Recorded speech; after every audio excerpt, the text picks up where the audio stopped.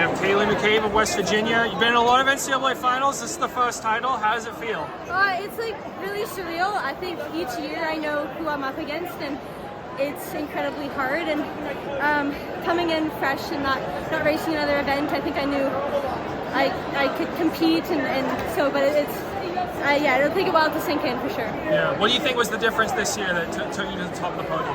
I think I was able to make a pretty big jump in the fall, and it didn't really pan out exactly the way I wanted in the cross-country final, but I think that the fitness was there, and I think I was prepared for any type of race. I didn't really know how this one would go, and probably wasn't in my head to start off at that pace and cut it down so much, but I kind of knew I was fit enough to handle those situations. What was your strategy, like taking the lead? What went into that decision when you did? I think I just tried to really make the moves based on how I felt, and I felt good at that pace, and I didn't want to kind of make any decisions based off of what might happen, who might come around me, and just kind of go with how I felt. And I did not really want to race from the front for the last 600-800 meters, but I think I had the confidence that my fitness was there to do it. Ceili, you held up Doris. She's known for her kick. What's going through your head in 200 knowing she's right on your trail? I think honestly, in some races, sometimes you can kind of be like almost anticipating them to come around you. And I think today I just didn't wait for that, and I was thinking I have a step and I have to just keep pushing.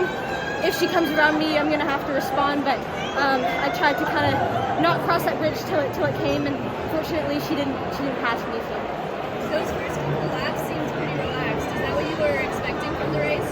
Not really. I think with the times that have come into the NCAA this winter, I was like, it could go 8:30s from the gun, or it could jog, and you have to be ready to close hard regardless. So I think today my positioning and how I was feeling kind of played out in my favor.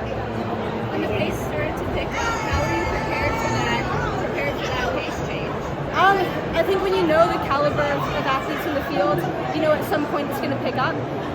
Fortunately for me, I kind of felt like I had a few gears to get to the end, and so I felt pretty comfortable with the pace picking up when it did. But honestly, in a different scenario, there's any other girl could have had that day today. So yeah, you have to have a little luck on your side as well.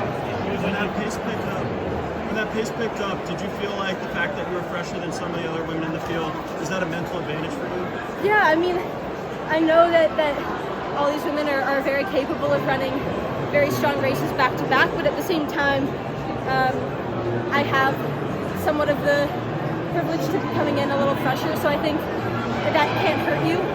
So I think I probably did have a little bit in my legs, whereas some people might have had it taken out in a pretty tough 5K or mile beforehand. You've kind of used the Olympics year as a little bit of a springboard to this year, right? So talk to me a little bit about that transition from obviously training for the Olympics, then cross country, and now indoor. It's been a long year, right? Yeah. So talk to me about that.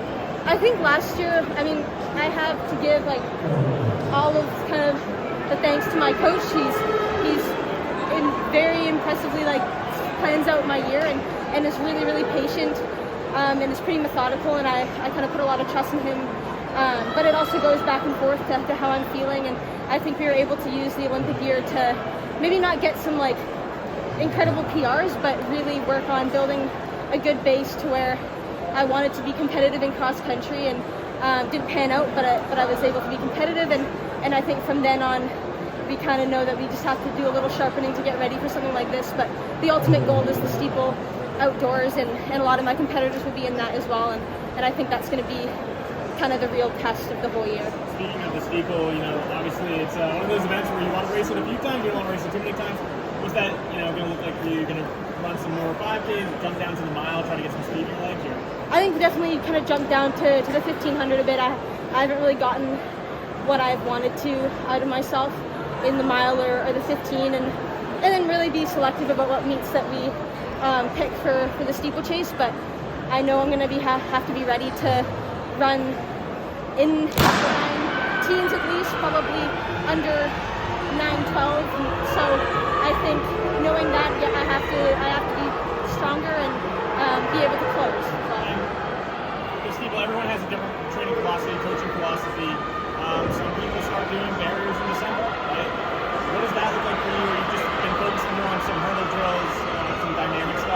yeah, we'll get off after the hurdle drills. When we get back to Morgantown, I wouldn't say we do a ton of hurdle work, but at the same time, that's something I struggle with. And so implementing, being a little bit more efficient, but ultimately we just go back to work right after indoors and get back to kind of our strength, and then hopefully a little bit of speed to sharpen, and then hopefully I'll be ready in June. Honestly, I think it was more of a build-up over a few months, knowing that I was going to have done the work to be ready for this. So there wasn't really anything specific. I think we both didn't really know what to expect from this, other than you're going to have to close hard. But yeah, it was just trusting that we've done the work and knowing that you're like who you're up against, and just kind of going in with a mindset that you can be there with a lot to go, and then things like that can happen. Congratulations. Thank you.